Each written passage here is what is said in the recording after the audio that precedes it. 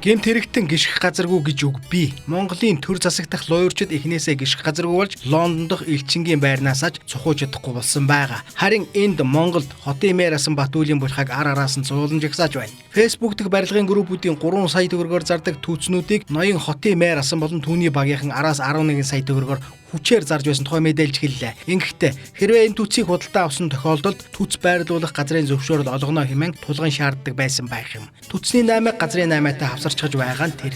Тэрхүү түүцнүүдийг Кик хэмээх этгээд нэртэй компаниар 300 гаруй ширхгийг угсруулан зарж борлуулжээ. Мөн түүц эрхлэгчдийн холбоо хэмээх байгууллагыг бий болгож мөнгө хураан татаж эхэлсэн гэнэ. 90-ад оны Оросын ракетуудын боловсон хувилбарыг инхүү Батүлийн багийнхан олон нийтэд мэдээлэлгүй сэмхэн цэцгэлүүлж байж. Харин Монгол Ардын намынхан энэ пирамид луурыг зогсоох гэж зүтгэснийг та бид харсан.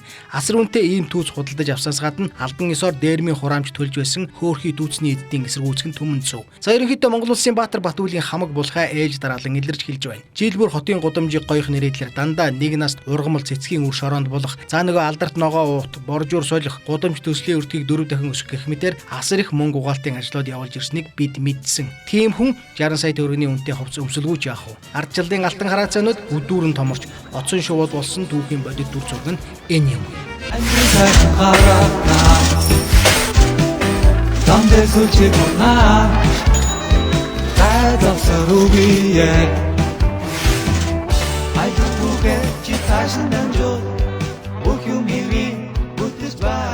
I